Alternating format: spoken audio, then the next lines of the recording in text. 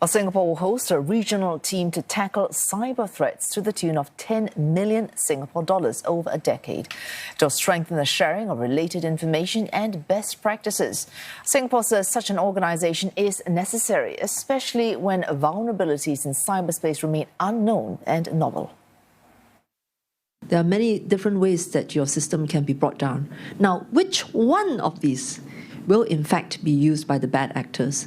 You don't know that for sure. And that is why it is so important to be plugged into a network of trusted colleagues who, when they observe these things, are prepared to share this information with you so that you can take immediate remedial action.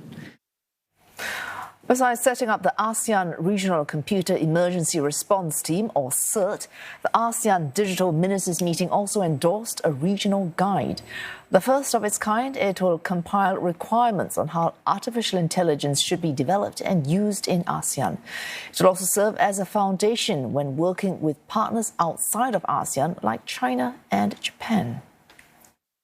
We are able to engage with our partners to let them know, and through them, the companies that create these products and services know what our needs and expectations are. It doesn't mean that each ASEAN member state won't have additional things that they want to build on top of these baseline requirements.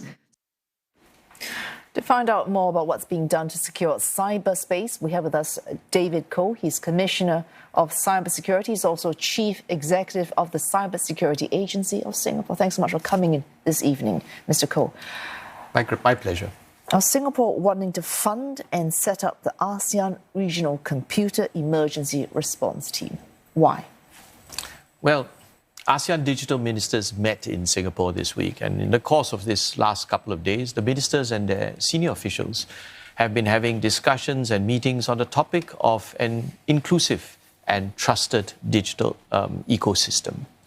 The central idea is that the digital revolution, digital technologies, smart cities, and AI offer great opportunities for ASEAN countries, our companies, and our citizens. But with these opportunities also come potential threats and risks.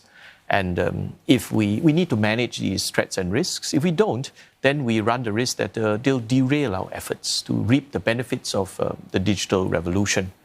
It's for this reason that the ASEAN Regional CERT, the Computer Emergency Response Team, is so important. It can serve as the central node for us to facilitate cross-border information sharing among the different countries in ASEAN to share about these threats and risks that I talked about. The idea is that we can share trusted information on a timely manner on cyber threats.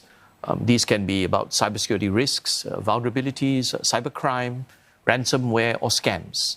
And if we can do this, then we can together work and safeguard our businesses and our citizens in our respective countries. Mr. Koh, there are indeed plenty of risks, as you say, and annually we see more and more different types of threats emerging as well. So let's talk about the main role that CERT will actually play. We know that there are drills and exercises. Tell us something about these. Right. Well, first of all, if I can take a step back, how is each country organized? So each country has its own equivalent of the cybersecurity agency, and we have our respective computer emergency response teams. These are operating at the national level, and we help to oversee the domestic cyberspace of our respective countries. So whether it's government agencies, the big companies, essential services, or small and medium enterprises. And we try to share the information, raise the alert levels when there are threats in our respective countries. But the nature of digital, both the good side and the threats, is that it's borderless. The nature of the threats cross our borders, and you just can't manage it within your own country. So it's essential that we share information across borders among the other ASEAN countries. So the purpose of the ASEAN Regional CERT is for us to have this central node which we can facilitate the timely, effective, and trusted sharing of information among the computer emergency response teams of each country. So that if an incident happens in Singapore, for example, company is hacked, we see an incident taking place, they have exploited a particular vulnerability, then besides us dealing with it, telling the rest of Singapore companies to be on alert, we share it with the ASEAN CERT, and then they can broadcast it to the other countries. Each of the respective CERTs in the other ASEAN member states will receive the information, triage it, and then share it, the relevant information, to the different sectors in their own country. This way, something bad that happens in Singapore, we can quickly alert the rest of countries in ASEAN to be aware and alert and take the respective action so that bad things won't happen to them as well, and vice versa for Singapore. Let me pick you up on that point. You were just saying one intrinsic nature of digital threat is that it is borderless. But on the other hand, as you just say, the handing on of information from a central node to respective domestic agencies, that will require certain types of connections and even, for example, the credibility that Singapore does inspire in other countries. Does it matter, in other words, where we put the office, where the teams are located? Yes and no. I think the nature of the digital domain is that we can be connected, and it doesn't really matter which country hosts it. Technically, it will be just as effective if it's hosted anywhere else.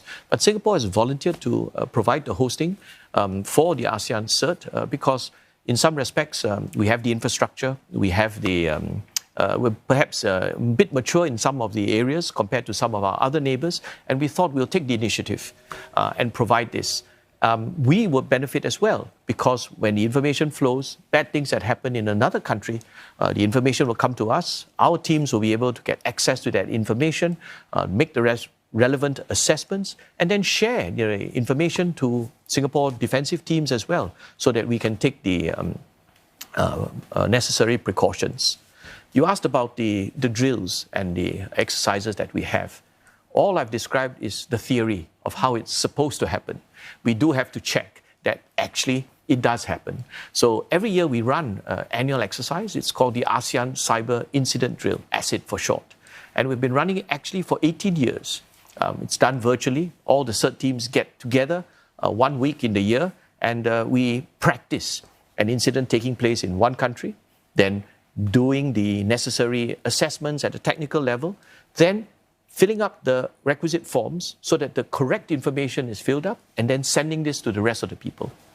Make sure that we have the right email addresses, make sure we have the right telephone numbers, and then on the receiver side, you're supposed to get the information, make the assessments, and then translate it to your own language, and then send it on to your domestic agencies. Because speed will be of the essence in any of this mitigation. Absolutely. Thank you so much, Mr. Koh, for coming in to share this with us. David Koh from the Cybersecurity Agency of Singapore. My pleasure.